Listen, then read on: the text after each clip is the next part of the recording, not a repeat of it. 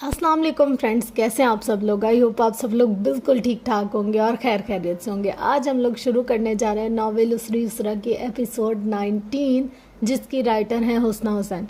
और इस एपिसोड में ना मेरे साथ एक बहुत बुरा ब्लंडर हो गया।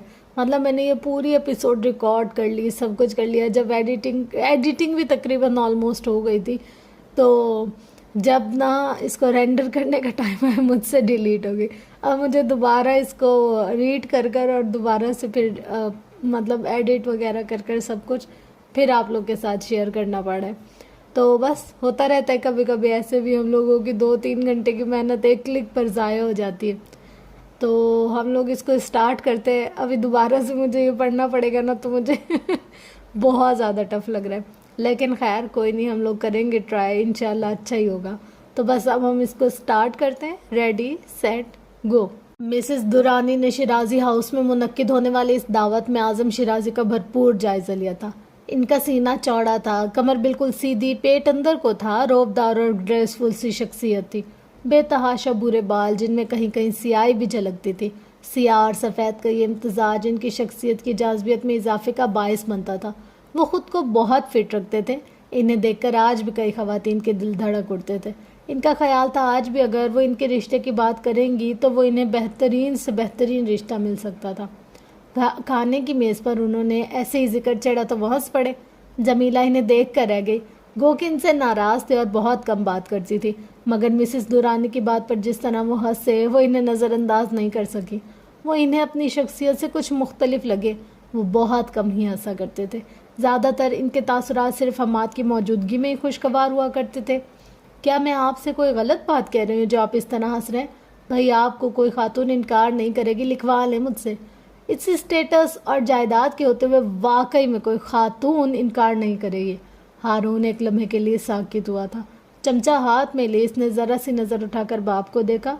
कोई ऐसी खातून आपको मिल जाए जिसे आप ये बताएं कि मैं खाली हाथ हूँ, मेरे पास कुछ नहीं है, और वो फिर भी मेरे साथ रहने पर आमादा हो जाए इसलिए कि मैं अपने असूल का पाबंद हूँ और अपनी बात पर कायम रहने वाला इंसान हूँ, तो फिर कुछ सोचा जा सकता है। मामूल के बरक्स वो कुछ खुशगवार मूड में लग रहे थे। तो आप ये कहिए ना कि आप शादी ही नहीं करना चाहते। मिसेस दुरानी बुरा मान गई। सभी हंस पड़े, बासवाए हारून शिराजी के। आजम शिराजी मुबहम सा मुस्कुराते हुए अपनी प्लेट पर झुक गए। जमीला ने भी नजरें हटा ली कि जानती थी इशारा किस तरफ है। वो भी अभी तक हारून की इस गलती को माफ़ नहीं कर पाए थे। आज भी आरजू जहांगीर का वजूद इनके दरमियान आ जाता था। फारिस की सूरत, माजी की सूरत, और शायद यही वजह थी कि हारून को दिन ब दिन शिद्दत से अपनी गलती का एहसास हो रहा था जो इसने मोहब्बत में मजबूर होकर कर डाली थी। वो निकाह जो इसका आरजू जहांगीर से हुआ था, वो रिश्ता जो 8 साल तक कायम रहा, वो मोहब्बत जो पैसों के एवज इसे छोड़ गई, वो पैसे जो आजम शिराजी ने इसे ऑफ़र किए थे। हकीकत देर से ही सही मगर हारून शिराजी पर खुल गई थी। पहले सिर्फ इस बात का गुस्सा था कि आरजू ने तलाक ले ली, अब इस बात की नफ़रत थी कि इसके बाप से मुआहिदा करके ली। इस दिन हारून शिराजी का गुस्सा और इश्तियाल देखने लायक था। ये तो एक सिंपल सा टेस्ट था, मैं देखना चाहता था वो औरत तुम्हारे साथ कितनी मुखलिस है। आजम शिराजी एक मुख्तसर सा जुमला कहकर बरी ज़िम्मा हो गए, और वो चाह कर भी इख्तलाफ ना कर सका, ना ही कोई एहतजाज। मोहब्बत ने इसे तोड़ डाला था और बहुत बुरी तरह तोड़ा था। आजम शिराजी पाकिस्तान जा रहे थे। रवानगी के वक्त जमीला दाऊद ने एक बैग अलग से तैयार करके उन्हें दे दिया। ये फारिस के लिए। उन्होंने सवालिया आबरू उठाया तो जवाब दिया। कुछ देर तक वो अपनी जगह खड़े रहे। इसका क्या करूं? इस तक पहुंचा दें। हमाद अपने दोस्तों के साथ आउटिंग के लिए गया हुआ था, अंदर दाखिल हुआ और अपनी जगह रुक गया। वो इसकी मौजूदगी से कतई बेखबर आजम शिराजी की तरफ मुतवज्जा थी। तुम्हें इतना यकीन क्यों है कि मैं यह सामान इस तक पहुँचा दूँगा? चीज़ों से क्या फ़र्क पड़ता है, इनका इंतज़ाम तो आपने भी खूब कर रखा है।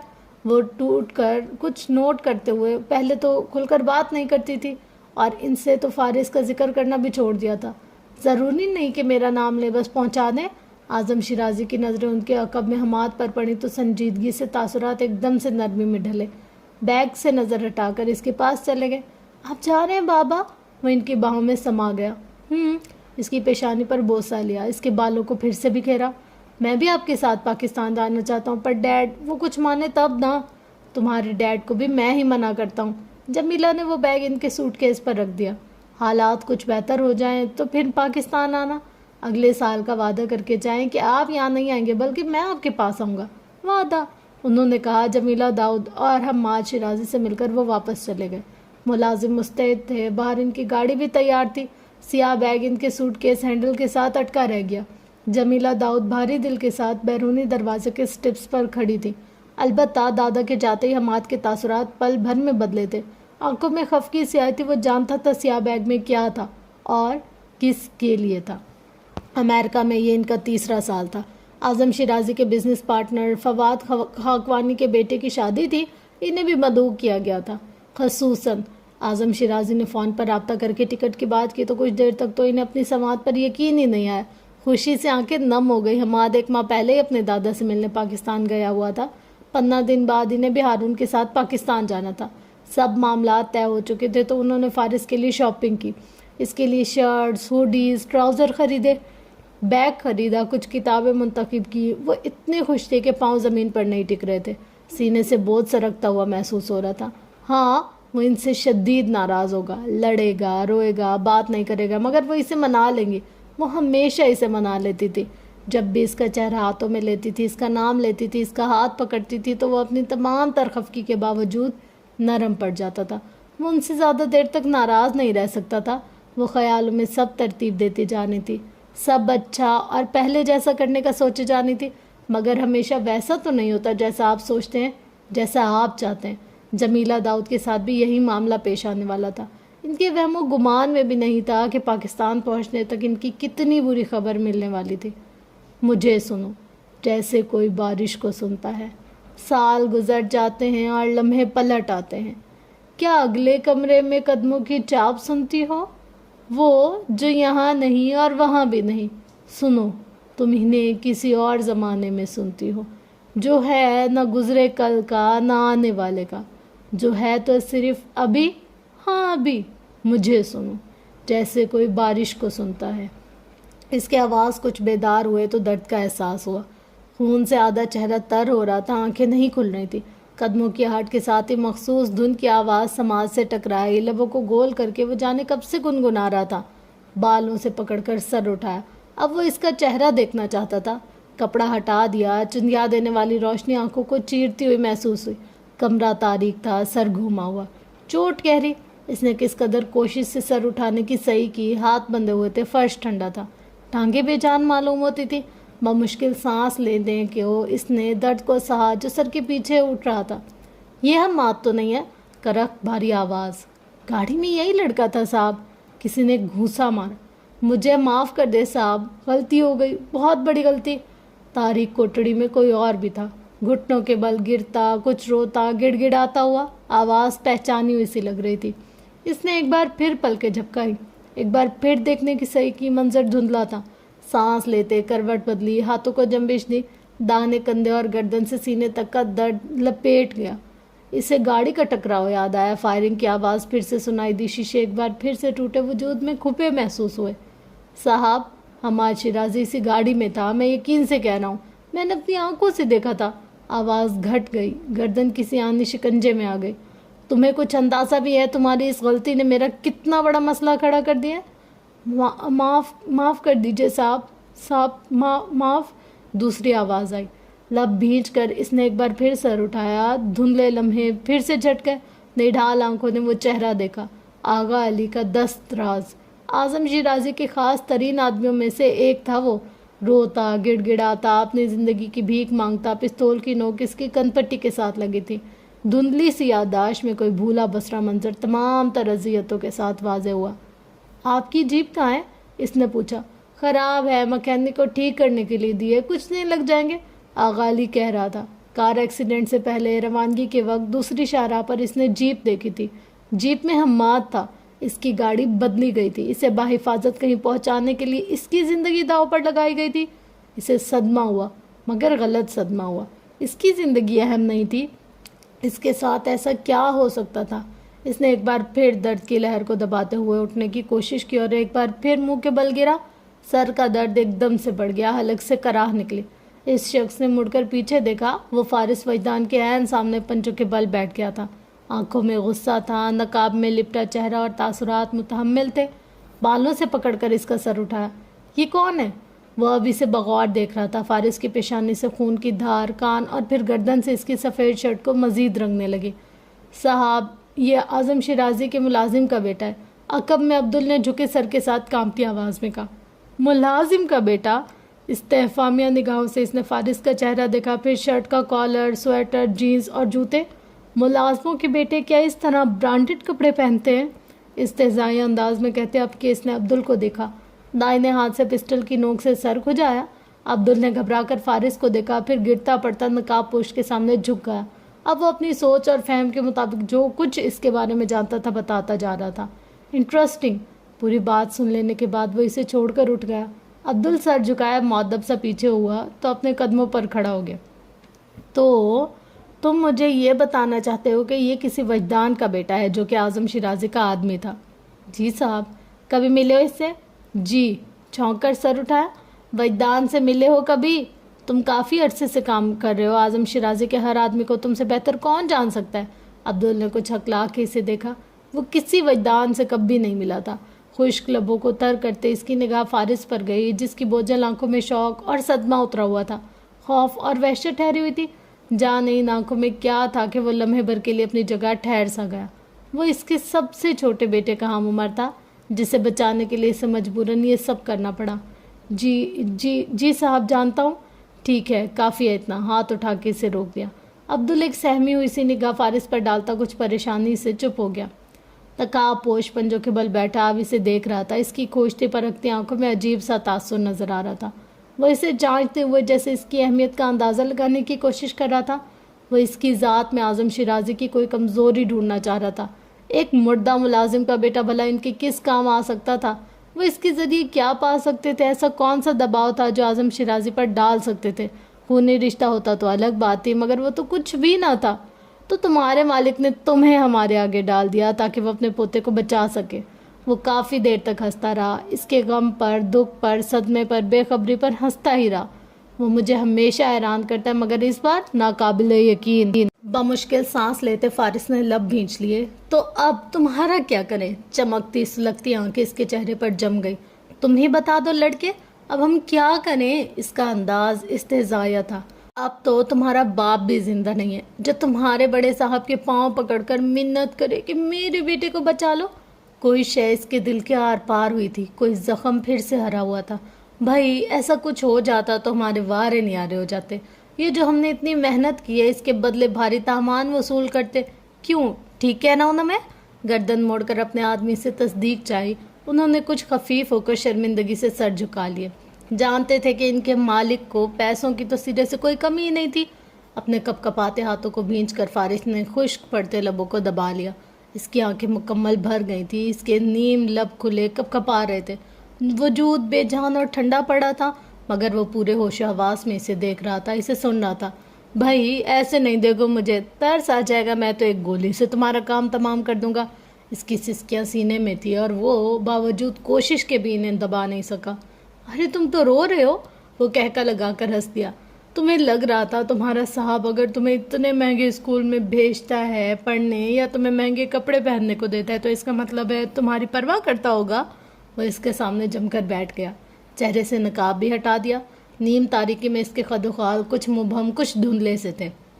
اسے اس معصوم لڑکی کی بے وقوفانہ سوچ پر ہنسی آ رہی تھی۔ کتنا بڑا صدمہ تھا ایک نوکر کے لیے کہ مالک نے اسے چارے کے طور پر کسی کے آگے ڈال دیا تاکہ وہ خود سے جڑے رشتوں کو محفوظ رکھ سکے۔ تمہیں ایک پتے کی بات بتاتا ہوں، ہم لوگ اکثر ایسا کرتے ہیں، خوب پیسہ لگاتے ہیں، اہمیت دیتے ہیں، اعتماد جیتے ہیں، اور پھر جب وقت آتا ہے تو ہاتھ پھیلا کر آبرو اٹھاتے چٹکی بجائے اپنے فائدے کے لیے قربان کر دیتے ہیں۔ جیسا کہ تم کافی انویسٹ کیا ہوگا انہوں نے تم پر، کیونکہ اگر گاڑی میں تم نہ ہوتے تو حماد کی جلی ہوئی لاش ملتی اسے۔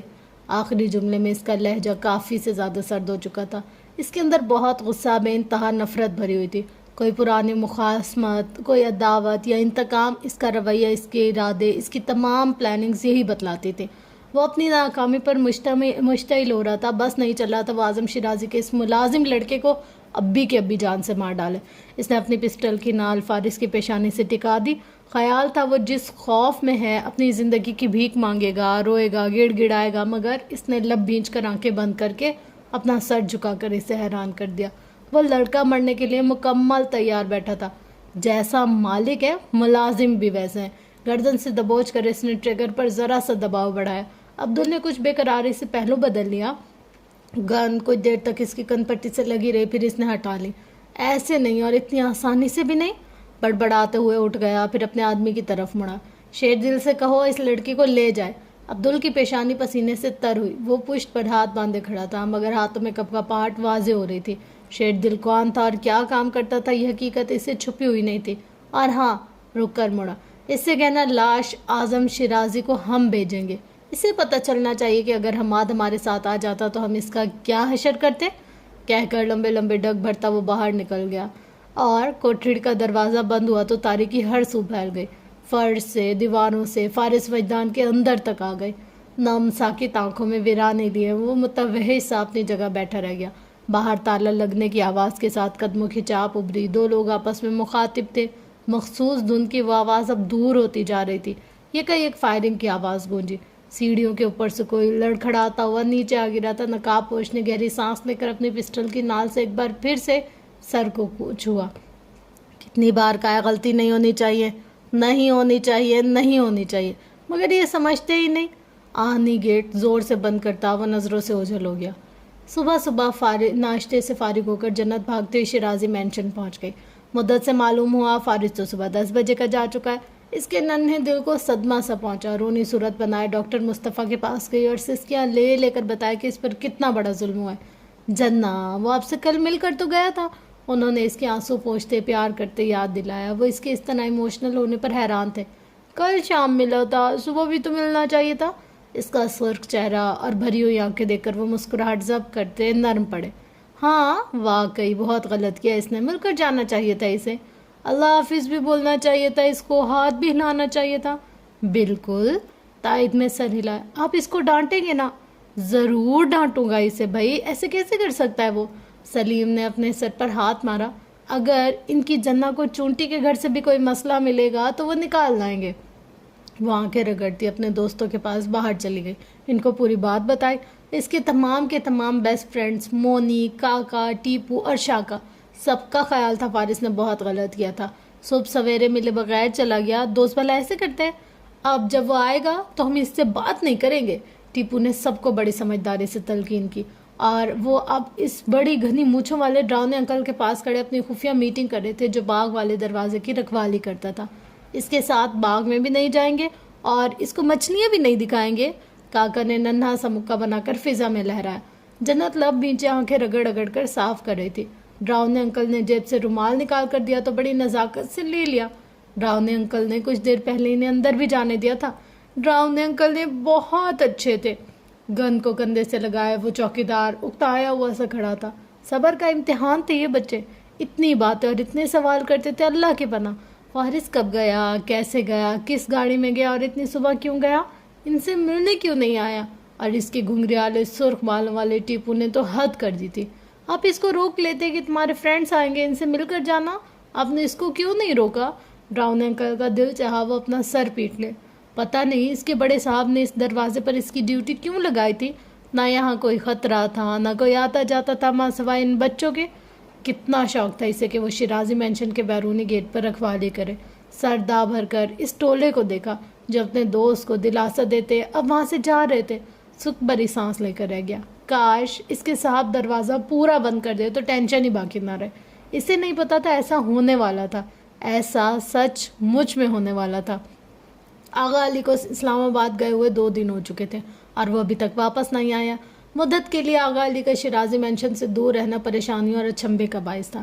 ایسا پہلے کبھی نہیں ہوا تھا وہ اس طرح غیر حاضر رہے ہو یا فون پر اپنی خیریت کی اطلاع نہ پہنچائی ہو۔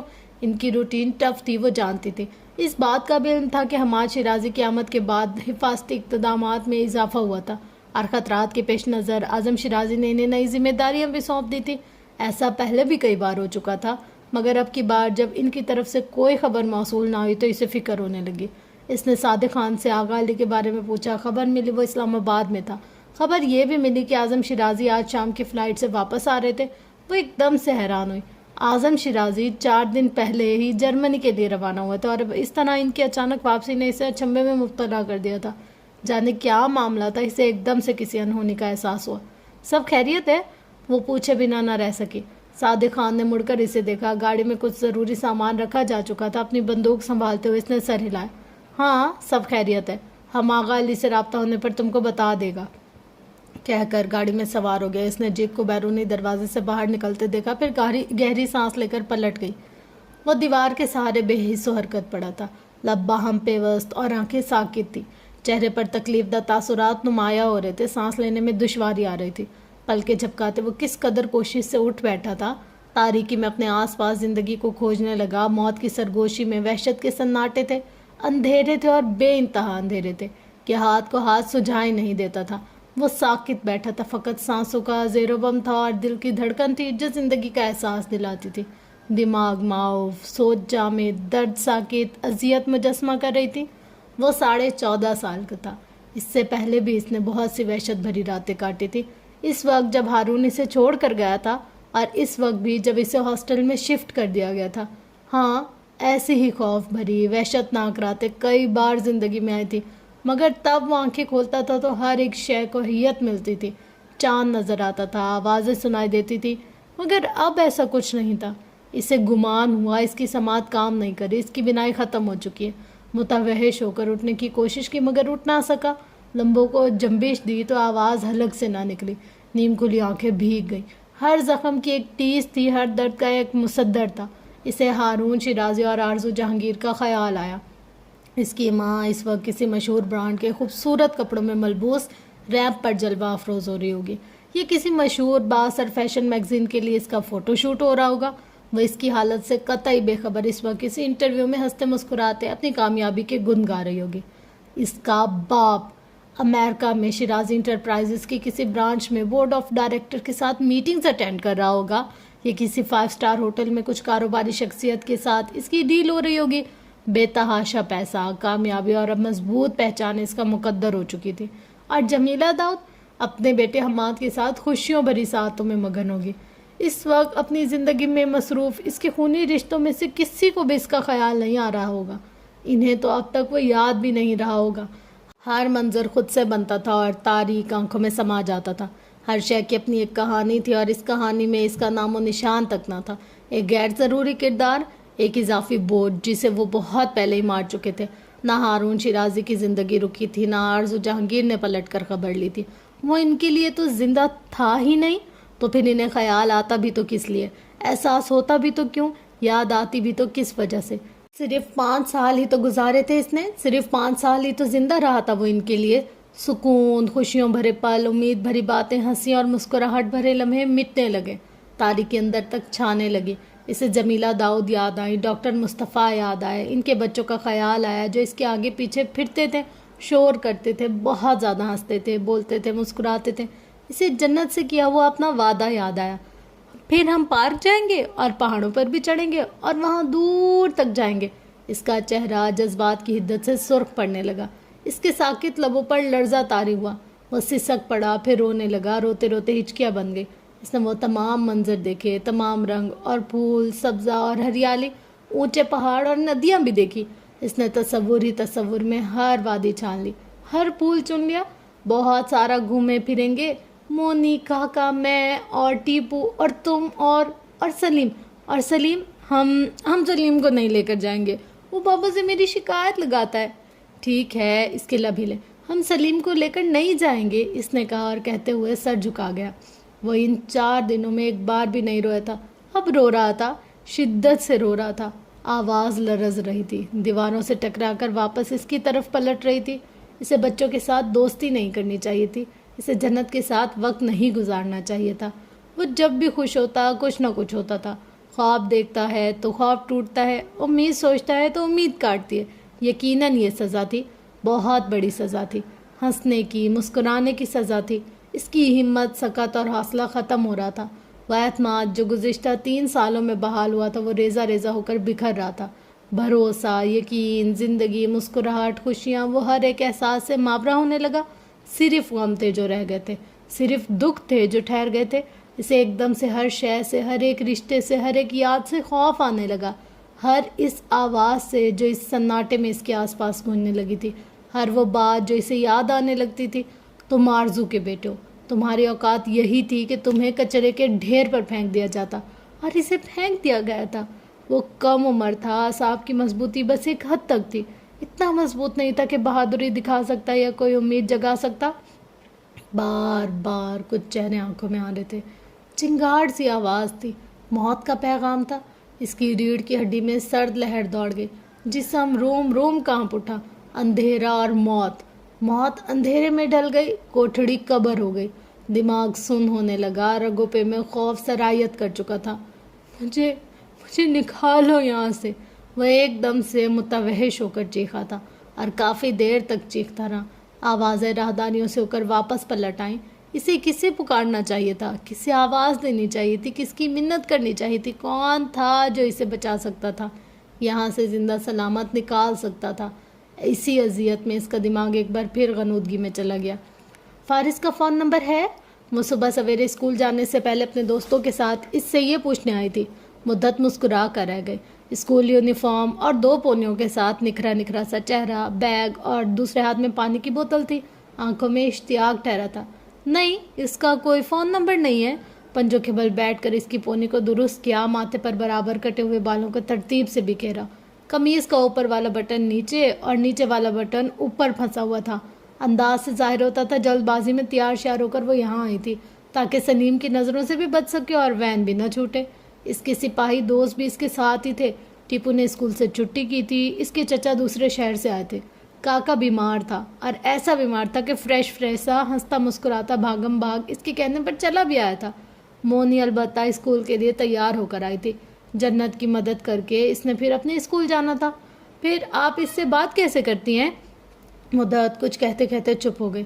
میرے بابا کہتے ہیں ویکینڈ پر اس سے ملنے جائیں گے، اتنے سارے دن بعد ویکینڈ آئے گا۔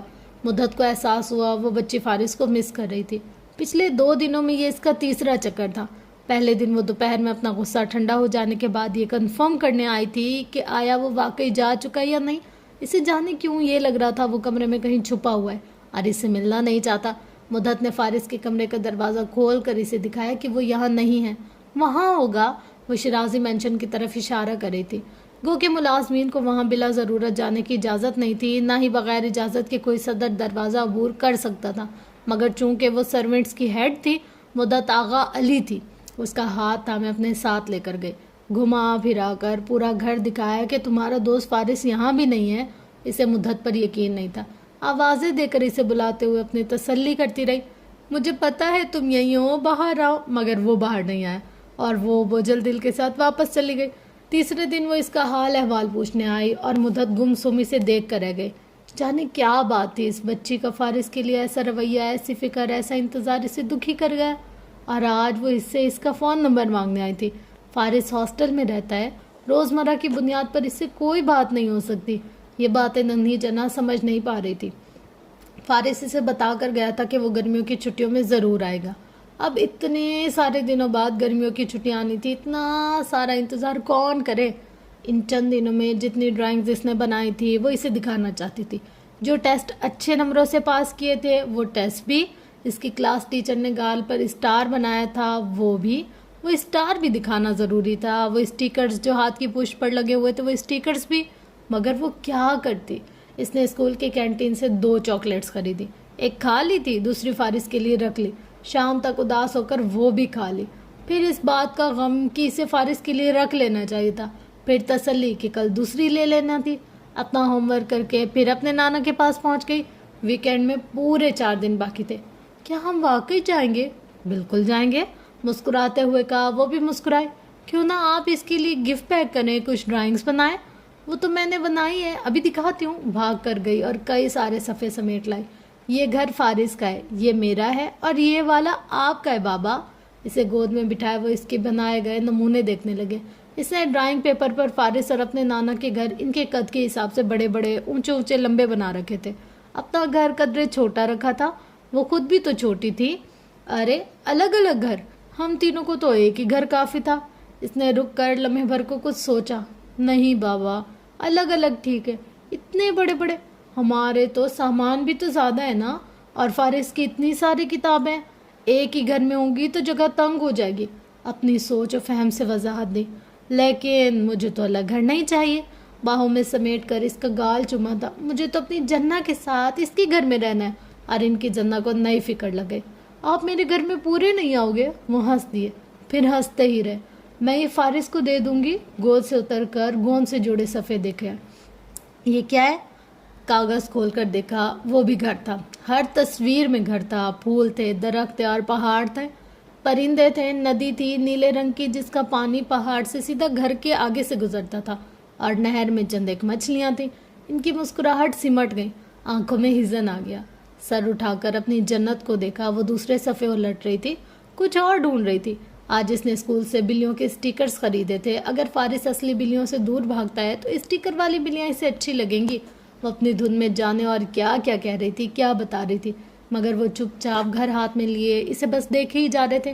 آپ فارس کو مس کر رہی ہیں؟ انہوں نے بہت نرمی سے پوچھا۔ وہ میرا دوست ہے، دوستوں کو مس کرتے ہیں بابا، سمجھایا، اور لاجواب ہوئے تھے وہ۔ ہم روز ملنے نہیں جا سکتے؟ سارے صفحے سمیٹ کر ٹیبل پر رکھے، اپنی گردن تک کٹے ہوئے ہیئر بینڈ سے نکلتے بالوں کو کان کے پیچھے کر کے پوچھا۔ ایک ماہ میں 25 دن فارس یہاں گزار کر گیا تھا۔ وہ ہر روز اسے دیکھتی تھی، ہر روز اس سے ملنے جاتی تھی۔ اس کی غیر موجودگی میں اس پر اثر پڑا تھا، وہ بہت اداس ہو رہی تھی۔ نہیں، ہم صرف ایک بار جا سکتے، بس یہ 4 دن تو رہ گئے۔ انہوں نے سر پر ہاتھ پھیرتے ہوئے نرمی سے سمجھایا۔ اس کے لیے وہ 4 دن بس 4 دن نہیں تھے، مگر نانا یہ بات نہیں سمجھتے تھے۔ وہ گود میں چڑھ کر اپنا ٹیسٹ دکھانے لگی۔ اس کی کلاس کے قصے اور دوستوں کی باتیں تھیں، اور وہ سنتے ہوئے اس کا پورا ساتھ دے رہے تھے۔ حیران کن بات پر حیران ہو رہے تھے، جو بات جنت کے لیے مزاحیہ تھی اس پر ہنس بھی رہے تھے۔ لمحوں میں سارے دن کی تھکن اتر گئی۔ جنت ان کا سکون تھی، وہ اس کی موجودگی میں ہر پریشانی سے مبرہ ہو جاتے تھے۔ نیم غنودگی کے عالم میں کسی نے سہارا دے کر اس کے لبوں سے پانی کا گلاس لگایا۔ وہ عبدل تھا۔ اس کی آنکھوں میں وحشت ٹھہری تھی، اس کے ہاتھ بھی کپ کپ آ رہے تھے۔ وہ اپنے لبوں کو جنبش دیتے ہوئے کچھ کہنے کی کوشش کرتا تھا، مگر لفظ ادا نہ ہوتے تھے۔ مجھے معاف کر دو، میں مجبور تھا۔ بات نہ مانتا تو میرا بیٹا مارا جاتا۔ مجھے نہیں پتا تھا گاڑی میں تم ہو، میں سمجھا وہ حماد بابو۔ کہتے کہتے رک گیا۔ فارس وجدان کی نیم کھلی آنکھوں میں ابھرتا وہ بے جان سا تاثر ہی تھا۔ ایسا ہی؟ عبدل ایک جھٹکے سے پیچھے ہٹا اور اٹھ کر چلا گیا۔ کوٹھڑی ایک بار پھر اندھیر ہو گئی۔ اس نے اپنے گھٹنوں پر سر رکھ دیا، آنکھیں بوجھل تھی، وجود زخموں سے چور اور نڈھال تھا۔ جو تھوڑی بہت سکت تھی وہ چیخنے چلانے میں ختم ہو چکی تھی۔ جانے مزید کتنا وقت گزرا اسے کچھ اندازہ نہ تھا۔ وہ یہ بھی نہیں جانتا تھا کہ دن کا وقت تھا یا رات کا سما تھا، مگر کوٹھڑی کا دروازہ ایک بار پھر کھل گیا تھا۔ فلیش لائٹ ایک بار پھر چمکی تھی۔ عبدل ہاتھ میں پانی کا گلاس لیے داخل ہوا تھا۔ مڑ کر باہر دیکھتے اس نے اپنی طرف سے جیسے کسی بات کی تسلی کی تھی۔ انداز سے واضح تھا وہ پانی کے بہانے محض سے بات کرنے آیا ہے۔ اس نے گلاس نیچے رکھ دیا۔ اس کی پیچھے کی جانب بندھے ہوئے ہاتھوں کی رسی اس نے ڈھیلی کر دی۔ یہ لوگ کل شام تک تمہیں مار دیں گے، کندھوں سے تھام کر اسے آگاہی دی تھی۔ یہ تمہاری لاش اعظم شیرازی کو بھیجیں گے۔ سن رہے ہو میں کیا کہہ رہا ہوں؟ اس نے سر اٹھا کر خالی نظروں سے اسے دیکھا، پہچاننے کی کوشش کی۔ وہ کیا کہہ رہا تھا اس کی سمجھ میں نہیں آ رہا تھا۔ میں 10 منٹ تک پچھلی طرف کا دروازہ کھول دوں گا، پہرے دار کھانا کھانے جائے گا تو میں اسے اوپر ہی روک لوں گا، تم پچھلے دروازے سے بھاگ جانا، باغ سے آگے سڑک ہے، کسی طرح سڑک تک پہنچ جانا۔ سن رہے ہو میں کیا کہہ رہا ہوں؟ اسے کندھوں سے جھجھوڑ ڈالا تھا۔ وہ بس کسی طرح کوئی تو جواب دے، مگر وہ کوئی بھی جواب نہیں دے رہا تھا۔ اس میں خود سے فرار ہونے کی کوئی سکت نہیں رہی تھی، سکت تھی بھی تو ہمت نہیں رہی تھی۔ وہ بے جان سا لگ رہا تھا۔ عبدل نے فیصلہ کرنے میں محض ایک لمحہ لیا، دوسرے ہی پل اس کے ہاتھ کھول دیے، اسے بازو سے پکڑ کر اٹھایا اور کھینچتے ہوئے راہداری میں لے آیا۔ اسے ساتھ لیے کچھ عجلت میں اندازاً قدم اٹھاتا آگے بڑھتا گیا۔ آگے سیڑھیاں تھی جس کی دوسری طرف آہنی دروازہ تھا۔ یہ دروازہ عبدل نے چابی سے کھولا تھا اور اسے کھلی فضا میں باہر دھکیلا تھا۔ جاؤ لڑکے، بھاگو یہاں سے۔ عقب میں نیچے کہیں آہٹ ہوئی تھی، گیٹ کھل گیا تھا۔ عبدل نے دروازہ کھینچ کر بند کر دیا۔ فارس ساکت اور متوحش سا اپنی جگہ کھڑا رہا۔ اسے سوچنے سمجھنے میں دشواری ہو رہی تھی۔ اسے کیا کرنا تھا، کہاں جانا تھا، کچھ سمجھ میں نہیں آ رہا تھا۔ آسمان مکمل طور پر بادلوں سے ڈھکا ہوا تھا، چاند اور ستارے چھپ گئے تھے۔ دھرتی کی تاریکی ان کی غیر موجودگی میں کچھ اور بھی بڑھ گئی تھی۔ اسی تاریکی میں تیز ہواؤں اور بارش کی سنگت میں سنسان سی وادی میں سر اٹھائے اونچے لمبے درخت خوف کا سما پیدا کر رہے تھے۔ عین اسی لمحے گن شاٹ کی آواز گونجی۔ عبدل! बंद दरवाजे को देखते हुए उल्टे कदम पीछे हटा और अगले ही लम्हे वो गिरता पड़ता मुखालिफ सिमत बाग की तरफ अंधाधुंध भागता चला गया। दरख्तों से टकराते, झाड़ियों से उलझते, बारिश में भीगते, कहीं ठोकर खाते, गिरते, कहीं हिम्मत पकड़कर उठते, वह सड़क तक पहुंच गया। दूसरी तरफ जलती बुझती मुबहम होती नुक्ता नुक्ता रोशनियाँ थी। अतराफ में मकान थे, आबादी थी। बिल्कुल सामने ही एक दुकान थी। तमाम तारीकियों में, घरों के दामन में सिर्फ एक वही दुकान लोड शेडिंग से बची हुई नजर आ रही थी। दुकान का शटर उठा हुआ था, फ्लैश लाइट रोशन थी, अंदर कोई शख्स खड़ा था। वो इस तक पहुंचा तो दुकानदार ने मुड़कर कुछ हैरत से इस जख्मी और बेहाल से हाल लड़के को देखा। फारिस की समझ में नहीं आ रहा था वो इससे क्या कहे और कैसे कहे। दिमाग बिल्कुल खाली था, आंखों में वहशत सी ठहरी हुई थी। वो लोग इस जगह से ज़्यादा दूरी पर नहीं थे, बैद नहीं थी कि वो इसे ढूंढते हुए यहाँ तक आ जाते। मुझे फ़ोन करना है। इसकी आवाज़ लरज रही थी। दुकानदार इसकी हालत देखकर एकदम से घबराहट का शिकार हुआ था। फिर इसे अंदर आने दिया, अपना मोबाइल निकाल कर इसे दिया। वो बारिश में मुकम्मल तौर पर भीगा हुआ कुछ देर ठहरा रहा। इसके हाथ कांप रहे थे, दिमाग बिल्कुल माफ था। कॉल किसे करे, इसकी सांसें भारी थी। रुक कर सोचा, जहन पर जोर दिया, फिर नंबर मिलाना शुरू किया तो नंबर भूलने लगा। दुकानदार मुंजमद सा इसे देखे जा रहा था। इसने दूसरी बार नंबर मिलाया, फिर तीसरी बार। रुक रुक कर, जहन पर जोर देकर, याद करके बैल जाने लगी तो इसने कांपते हुए मुड़ मुड़ कर सड़क की तरफ देखा। इक्का दुक्का गाड़ियां गुजरती थी, वरना सड़क सुनसान सी नजर आती थी। चौथी या पांचवें बैल पर फ़ोन उठा लिया गया। हेलो, आवाज़ जन्नत की थी। वो कुर्सी पर चढ़कर फ़ोन कान से लगाए खड़ी थी। हेलो, इसके लब हिले। जन्नत, हाँ आप कौन? मैं फारिस। नाना को फ़ोन दो, मुझे इनसे बात करनी है। इसका एक एक लफ्ज़ मुश्किल अदा हुआ था। गन शॉट की आवाज़ जैसे समात में ठहरी हुई थी। फारिस, वो एकदम से चीखी, फिर कुर्सी पर खड़े खड़े किचन की तरफ मुँह किया। सलीम, फारिस का फ़ोन है, मैंने कहा था ना वो फ़ोन करेगा। खुशी से चेहरा चमक उठा था। बर्तन धोते हुए सलीम ने एक लंबी सी सांस ली। ये कोई तीसरी कॉल थी जिसे रिसीव करते इस नन्ही अफलातून का ख्याल था कि फारिस का होगा। वो हॉस्टल से ये बताने के लिए फ़ोन करेगा कि वो बिल्कुल ठीक है, क्योंकि इसने मुद्दत को ख़त दिया था और ख़त अब तक पहुंच भी गया था। मैंने तुम्हें बहुत मिस किया था। तुम्हें पता है टीपू की साइकिल चोरी हो गई थी। वो फ़ोन कोड को अपने बाजू में घुमाती वहीं बैठ गई। और बाबा कहाँ है? जन्नत, इसने फ़ौरन से इसकी बात काट दी। जन्नत, मेरी बात सुनो। आवाज़ भीगी हुई थी, लहजा गुलूगीर हो रहा था। नाना से बात कराओ मेरी। बाबा तो बिजी हैं, तुम मुझसे बात कर लो। वो दीवार पर हाथ रखे खड़ा था, अपनी पेशानी भी टिका ली। प्लीज़ मेरी बात करा दो। वो कितनी मुश्किल से जब्त किए खड़ा था, रो दिया। इनसे कहो मैं इस वक्त। गर्दन मोड़कर सड़क की तरफ देखा, सुनसान रास्ते और तारीकी को देखा। मैं पता नहीं इस वक्त कहाँ हूँ। लबों में जुम्बिश हुई थी, आंखों पर हाथ रख लिया। फारिस रो रहा है। जन्नत अब के हैरान और फिर सही मायनों में परेशान हुई थी। बाबा तो घर पर नहीं है। मैं तुम्हें क्या हुआ है? तुम क्यों रो रहे हो? तुम्हें चोट लगी है? हाँ, मुझे चोट लगी है। सलीम, वो कुर्सी से उतरकर किचन की तरफ भागी। इससे पहले कि वो मजीद कुछ कहता, सड़क पर गाड़ी के टायर चरचराए थे। झटके से ब्रेक लगी थी। फ़ोन इसके हाथ से छूट गया था। वह हवास बाख्तगी के आलम में मुड़ा। इसने बारिश में किसी को गाड़ी से निकलते देखा था। तेज़ रोशनी से आंखें चुंधिया गई थी। इसका वजूद मुकम्मल नया हो गया था। वो इसे देख सकते थे, इस तक पहुंच सकते थे। इसने किसी को अपनी जानिब उजलत में कदम उठाते देखा। हवास बाख्तगी के आलम में वो दुकान से निकलकर मुखालिफ सिमत भागा। सामने ही बाईं तरफ से आती गाड़ियों की हेडलाइट रोशन हुई थी। वो एक झटके से रुक गया। फारिस, कोई चीखा था। फिजा गोलियों की तड़तड़ाहट से गूंज उठी। इसके वजूद को एक के बाद दीगर 2 झटके लगे। तीसरी गोली इसके वजूद ने खाई, जो एकदम से इसके आगे आ गया और वो बेजान होकर नीचे भी आ गिरा। दूर कहीं पुलिस सायरन की आवाज़ गूंजी। शोर एकदम से तेज़ हुआ। इसकी आंखें खुली हुई थी मगर कुछ नज़र नहीं आ रहा था। वो जिंदा था मगर वजूद बेजान पत्थर हो रहा था। हाथ भारी, उंगलियों को हरकत देना भी मुश्किल था। इसकी सांसें उखड़ने लगी। इसका जहन तारीक होने लगा। आसपास का शोर, आवाज़ें थम गई। बारिश रुक गई।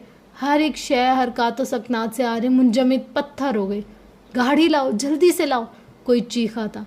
इसके सीने के नीचे दाहिने हिस्से पर दबाव डालते हाथ जम गए। हम वहाँ जहाँ गोली लगी थी, वहाँ जहाँ से खून बह रहा था, ज़ाया हो रहा था। हाथ खून से लथड़ गए। इसका खून, इनका खून बारिश में एक हो रहा था। इसे इमरजेंसी रूम में ले जाया गया। डॉक्टर्स का अमला फौरी तौर पर मुतहरिक हुआ। एनेस्थीसियोलॉजिस्ट ने अपनी जगह संभालते विंड पाइप में ब्रीथ ट्यूब डाली। इसी सरहद से दूसरी नर्स ने बकिया मांदा खून से लथड़े कपड़े काट कर जिस्म से अलग कर दिए। इसकी कल्बी हरकत व सकनात का जायज़ा लेने के लिए इलेक्ट्रिक कार्डियोग्राम सेंसर सीने से चिपका दिए गए। लड़के के सर्वाइवल के चांसेस बहुत कम थे, काफ़ी से ज़्यादा खून बह चुका था। टेस्ट कंप्रेशन शुरू हो गया था, कुछ सैंपल्स लेके गए थे, एक्सरे मशीन खींचकर करीब कर ली गई। आईवी लाइन को इसके बाजू से मुंसलिक कर दिया गया ताकि खून दिया जा सके, और तभी अचानक इसका दिल रुक गया, धड़कन ख़त्म हो गई। खून की कमी के बायस इससे कार्डिक अरेस्ट हुआ था। सर्जन फारिया महज एक सानिये के लिए मुंजमद हुई। अगले ही पल उन्होंने सर्जिकल ट्रे से स्काप्टल उठा दिया। उन्होंने थ्रेक्टोमी परफॉर्म करने का इरादा किया। दिल एक्सपोज करके उन्होंने आर्टरी को इस तरह से क्लिप किया कि वो खून की सर्कुलेशन जिस्म के निचले हिस्से तक मुंतकिल करके इसे दिमाग तक पहुंचा सके। इस दौरान वो ओपन हार्ट मसाज के ज़रिए इसे रिवाइव करने की कोशिश कर रही थी, जो कि कामयाब रही। इनके अतराफ़ में नर्सिस और रेडिएट्स अपने काम में जुटे हुए थे। गोली निकालते, ज़ख़म का मुआयना करते, खून रोकते, स्टिचेस लगाते, ड्रग्स एडमिनिस्ट्रेट करते। इलेक्ट्रिक कार्डियोग्राम पर डूबती उभरती लकीरें मुतहरिक रहीं। आसमान पर कहीं बादल गरजे थे। बिजली चमक कर अंधेरे में दरार डालती ख़त्म हो गई थी। बारिश तेज़ हो रही थी। वो गाड़ी में बैठे थे, चेहरा सपाट, आंखों में सख्ती ठहरी थी। इनके हाथ और कपड़ों पर खून के निशान थे। गाड़ी के अकबी नशिस्त पर भी ड्राइवर और गार्ड के अलावा इनके बराबर में आगा अली बैठा था। मेरी गलती है, मैंने आपसे राब्ते की कोशिश की थी मगर आपसे बात नहीं हो सकी। और हमाद बाबू, वो बहुत ज़्यादा मजबूर कर रहे थे। वो रुक गया। मैंने इस दिन आपसे बात की थी। आपने कहा था मैं हमाद बाबू को जब भी इस्लामाबाद लाऊं तो अपनी जीप में लाऊं, कोई सिक्योरिटी नहीं। इसकी आवाज़ कमज़ोर हो रही थी। तो जिहाद और दलीलें सब धुंधली हो रही थी। ये सच था कि इसे ये कदम हमाद की वजह से उठाना पड़ा था। इसमें आज़म शिराजी की इजाज़त शामिल नहीं थी। इनसे रब्ता मुमकिन नहीं हो सका था। शिराजी मेंशन में हमाद महज 3 दिन तक रहा। चौथे दिन इसकी वापसी थी। इस दिन जब वो आगा अली को फ़ोन पर शेड्यूल से आगाह कर रहे थे तो इसने फ़ारिस की बाबत पूछा। वो एक लम्हे के लिए रुक गए। इन्हें फ़ारिस के मामले में सिरे से कोई ख़तरा नज़र ही नहीं आया था। संडे तक गाड़ी वापस आ जाएगी, तब इसे हॉस्टल ड्रॉप कर देना। वो हुक्म देकर चले गए, मगर शाम तक उन्होंने मना कर दिया। हमाद शिराजी 1 हफ्ते के बाद इस्लामाबाद जा सकता था। ख़ुद इन्हें ज़रूरी मीटिंग्स के लिए जर्मनी जाना पड़ा, मगर हमाद ने तो जैसे वापसी की ज़िद बांध दी। इसे हर सूरत इस्लामाबाद जाना था और कल ही जाना था। मजबूरन इसे हमाद की बात माननी पड़ी। इससे बहुत बड़ी गलती हुई, बहुत बड़ी भूल हुई थी। इसे आज़म शिराजी का हुक्म मानना चाहिए था। अगर वो ऐसा ना करता तो फ़ारिस वजदान की ज़िंदगी इस तरह ख़तरे में ना आती। मुझे माफ़ कर दे साहब, ये मेरी गलती है। आगा अली ने बहुत ही दुख और शर्मिंदगी से एक बार फिर एतराफ़ किया। उन्होंने कोई जवाब नहीं दिया। रुख मोड़कर खिड़की से बाहर अस्पताल की इमारत को देखने लगे। फिर कलाई मोड़कर वक्त देखा। हैदर ने गाड़ी के शीशे पर दस्तक दी तो उन्होंने शीशा नीचे कर दिया। फ़ारिस को आईसीयू में शिफ्ट कर दिया गया। थ्रेक्टोमी कामयाब रही है, गो कि इसके बचने के चांसेस बहुत कम थे और वो अभी भी ख़तरे से बाहर नहीं था। इसने सर्जन फारिया के अल्फाज मनोहन आज़म शिराजी को सुना दिए। तुम जानते हो अब तुम्हें क्या करना है, उन्होंने कहा और फिर कहकर अपना हुक्म दोहराया। आगा अली ने सर उठाकर कुछ सदमे से आज़म शिराजी को देखा। हैदर के तासुरात भी कुछ ऐसे ही थे। अगले ही पल वो सर हिलाकर चला गया था। उन्होंने गाड़ी का शीशा बंद कर दिया। बारिश उनजो बरसती रही। इनकी निगाहें बाहर लाइट पोल्स के अक्स पर जमी रहीं, जो बारिश के जमाशुदा पानियों में जगह जगह मुनक्किस हो रहे थे। मुझे सुनो, जैसे कोई बारिश को सुनता है। ज़माने के इन बहकते लड़खड़ाते कदमों की चाप सुनो, जहाँ मकान के तख्लीकार कहीं कोई वजूद ही नहीं। इस बारिश को भी तो सुनो जो छत पर गिर जाती है। घने जंगल में ये रात कुछ और रात हो जाती है। गरजती बिजली ने पत्तों को दरमियान एक घर रोंदा बना लिया और एक बेकरार उजड़े बाग में आवारगी की तस्वीर लिए। तुम्हारा साया इस सफ़े पर अपनी परछाई को फैलाता जा रहा है। और अगले दिन ठीक 2:30 बजे एक शख्स रिसेप्शन पर किसी लड़की के बारे में दरियाफ्त करने आया, जिसे गोली लगी थी और जिसे कल शामी हॉस्पिटल लाया गया था। इसे बताया गया कि लड़का मर चुका था और इसके वर्षा डेड बॉडी लेकर जा चुके थे। इसने मज़ीद तहकीक करते हुए गहराई में जाना चाहा तो डॉक्यूमेंट्स भी दिखा दिए गए। मौत की वजह, टाइमिंग, उम्र, नाम, तमाम तर तफासिल दर्ज थी। इसका चेहरा सपाट मगर आंखों में एक चमक सी उतरी थी। वह एक सहाफ़ी के रूप में तमाम तर तफसीलात लेने आया था। वापसी पर काफ़ी मुतमईन था। इस मुसीबत से तो जान छूटी। फ़ोन पर अपने हिसाब से बात की तो इसने कहा, لڑکے نے میرا چہرہ دیکھا تھا، وہ مجھے پہچان ہی لیتا۔ ویسے حیرت کی بات ہے صاحب، اعظم شیرازی خود اس کے لیے آئے تھے، اور یہ بات تو اس کے صاحب کو بھی حیران کر رہی تھی۔ سارا معاملہ عبدل کی وجہ سے گڑبڑ ہوا تھا، اسی نے مخبری کر دی تھی، جگہ کا پتہ دیا تھا۔ آن کے آن میں نہ صرف پولیس کی واری نفری وہاں موجود تھی، بلکہ اعظم شیرازی کے آدمی بھی وہاں آن پہنچے تھے۔ فائرنگ میں ان کے 2 آدمی بھی ہلاک ہوئے تھے۔ عبدل کو تو اسی وقت بھی گولی مار دی گئی تھی جب اس نے فارس کی مدد کی تھی۔ وہ شیرازی خاندان کا ملازم تھا، ذرا دیر کو بیٹے کی جان بچانے کے لیے بدلا تھا، تمام تر اخلاص تو پھر بھی ان کے ساتھ جڑا رہ گیا تھا آخری وقت تک۔ کڑی نظر رکھنا ان پر، کچھ بھی پتہ چلے تو مجھے فوراً آگاہ کرنا۔ جیسا آپ کا حکم باس۔ اس کے باس نے کال کاٹ دی۔ وہ اپنے کمرے میں تھا جب ملازم نے دروازے پر دستک دے کر اسے اعظم شیرازی کے متعلق آگاہ کیا۔ انہوں نے اسے اپنے آفس روم میں بلایا تھا۔ بابا یہی ہیں؟ حماد شدید حیران ہوا تھا۔ وہ کب آئے تھے؟ ابھی کچھ دن پہلے ہی تو وہ بزنس کے سلسلے میں جرمنی گئے تھے۔ وہ ایک لمحے کو رکا، پھر خوشگوار تاثرات کے ساتھ سیڑھیاں اترتا نیچے آ گیا۔ آفس روم کا دروازہ کھولتا وہ اندر داخل ہوا۔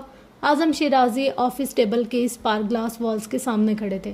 دیوار گرد کھڑکیوں سے مارگلا کی پہاڑیاں نظر آنی تھی۔ بابا، اس سے پہلے کہ وہ کچھ کہتا انہوں نے پلٹ کر اسے دیکھا۔ آغا علی کو آرڈرز کس نے دیے تھے؟ ان کی آنکھوں میں سختی تھی اور چہرے سے سرد مہری نظر آ رہی تھی۔ ان کی سرد لہجے میں پوچھنے پر وہ اپنی جگہ رک گیا۔ دادا کے تاثرات پتھریلے تھے، منٹیاں بھیچی ہوئی تھی، رگیں ابھری ہوئی۔ وہ شدید غصے میں تھے، مگر خود پر ضبط کر کے بات کر رہے تھے۔ پہلے پہل تو ان کی بات سمجھ ہی نہ پایا کہ وہ کس آرڈر کی بات کر رہے تھے، مگر جب سمجھ میں آیا تو ایک شریر سے مسکراہٹ اس کے لبوں کا احاطہ کر گئی۔ تو آپ اس لیے ناراض ہیں؟ اعظم شیرازی کے تاثرات میں کوئی تبدیلی نہیں آئی۔ اسے یکا یک ادراک ہوا۔ انہوں نے اپنے دائیں ہاتھ کی مٹھی سختی سے بھینچ لی۔ کیا میں نے تم سے یہ نہیں کہا تھا کہ 1 ہفتے کے بعد اسلام آباد آؤ گے؟ متحمل اعصاب کے ساتھ انہوں نے لب بھینچ کر کچھ برہمی سے یاد دلایا۔ حماد کے لیے اپنے دادا کا یہ رویہ حیران کن تھا۔ آج سے قبل انہوں نے سختی سے دیکھنا تو درکنار کبھی اس لہجے میں بات بھی نہیں کی تھی۔ ہاں لیکن ان کا لہجہ کاٹدار ہوا۔ حماد شیرازی منجمد ہوا، ایک بار پھر اپنے دادا کو دیکھا اور اس بے انتہا محبت کرتے والے شخص کو۔ کبھی آواز بلند نہیں کی تھی انہوں نے، کبھی لہجہ سخت نہیں کیا تھا۔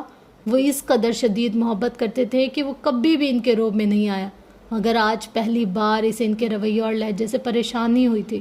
اپنا آپ عجیب خوف اور مخمصے کا شکار لگا تھا۔